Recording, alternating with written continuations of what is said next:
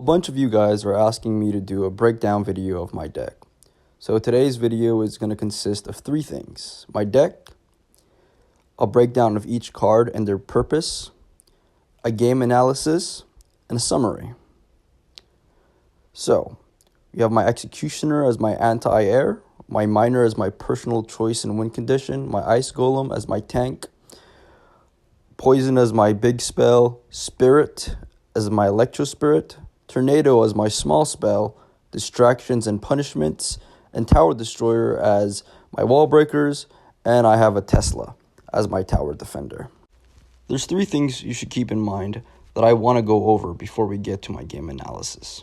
You can just skip over if you choose. Number one, be patient. Patience is key. Win in overtime if you can. Number two, be fearless. Have no hesitation. As you can see, there's a couple of times in my game analysis where I hesitated and I could have lost the game. Be fearless. Number three, utilize your miner. There's so many cases where people underutilize their miner and they don't use it in situations that could have won them the game. To start off, let's break down the cards. Let's go with the prize of the show, the miner. The main purpose of the miner is for chip damage and unconventional plays. He's going to be your win condition, and he's going to be the man of the show. Next up is Executioner. He's your main defense for swarm troops and anti-air. Now we have Ice Golem or mini tank. The guy, the man, the kiter. He's going to be ensuring the survivability of our anti-cards and even synergy with our other cards. Next up is our building, which is the Tesla. Enough said. We have our two cycle cards, the Electro Spirit and the Wall Breakers. One is used for being a spirit, the other one's used as our tower destroyer. But not least, we have our two spell cards. One, our big spell, the Poison, and one, our small spell, the Tornado, to synergize with our Miner and our Executioner. So, you can see here my opponent plays the Hog. He's going to play the Hog, and I'm going to play my Tesla. I defended his tower destroyer with my tower defender, having an equal elixir trade of 4 and 4. You want to keep in mind how you use your elixir. So he uses his log, and I realized that it's a counter to my wall breakers. I didn't know he had Tornado at the time, so I tried to punish. So he uses Tornado, and he defends my assumed punishment. So I put my I did not put an Ice Golem down, but so I'm waiting out to see what kind of cards he's going to put down. I put my Executioner in the back. That way I do not leak any elixir. That way I can cycle my cards, and as you can see, I can use my Tornado. So get that King Tower activation, because that King Tower is going to be free damage for you. And when you're using a deck like Miner Poison, any damage so you can get maximum elixir is always going to be beneficial. As you can see, I could have placed my Tesla down for 4 elixir, but I placed my miner down for 3 elixir. That way I get a better trade for my elixir, keeping my elixir cost to a minimum. So I see that he placed down his Hog. I placed down my Tesla. I tried to defend my Tesla and my tower by putting my Ice Golem to delay those goblins. He ensures survivability of my Tesla. Next up, I'm thinking that I might just wait it out to see what cards he plays. I probably will put my wall breakers to have him spend elixir. There we go. So he spent 4 elixirs and 2 elixirs, so a total of 6 elixir. So I justify it by placing down my Executioner for 5 elixir. He places down his Tornado, which was a waste, and I placed no cards because I assumed that I can just win it out in damage. So I placed my Tesla down.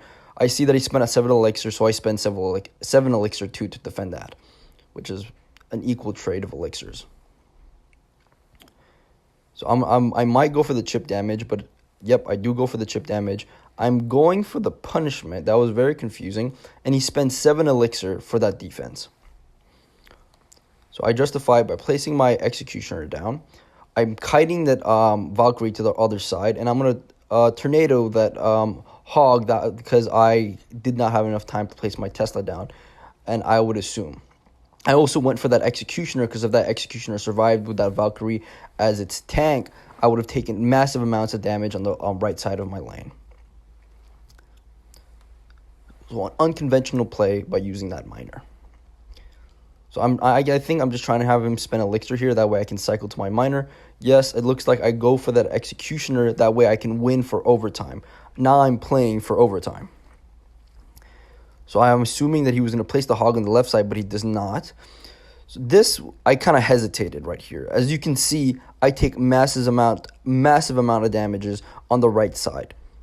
Hesitation can lose you the game. And when you're playing overtime, that could definitely be costly. So I kite, I put my Tesla down, and it looks like I couldn't kite that Valkyrie all the way because I hesitated. That's where hesitation is very detrimental to how you play this deck. You cannot hesitate. So I try to kite, and I put my Tesla down on the right side, and I shouldn't have placed my tornado, but like I said, hesitation is a big killer when you play this deck. Now I just wasted elixir, which I could have used for defense and offense. So I see he placed down his executioner. He might tornado, so I'm going to distract that executioner. So I'm probably going to place my miner that way he does not get. So this is a trade-off. As you can see in the left side, I'm trading off that damage. That way he does not get maximum damage with that executioner. So you have to see your cards and see what you can defend with what the cards you have in your hand, but while trying to keep your elixir cost to a minimum. So I'm pretty sure I'll place an execution on the left side, and I'll 100% sure tornado that hog back into my king tower to keep my elixir cost to a minimum. So I can see that he placed 2 double executioners, so I'm going to distract those executioners, have that Tesla lock onto that hog, while also tornadoing to ensure nothing connects to my tower. So I saw that what I could defend with the cards he was playing, and I played accordingly. At this point, we won the game. So as you can see, hesitation is detrimental to your game style, and try to win for overtime. To summarize what we just learned, remember, be fearless. Have no hesitation when you play this deck. Number 2, be patient.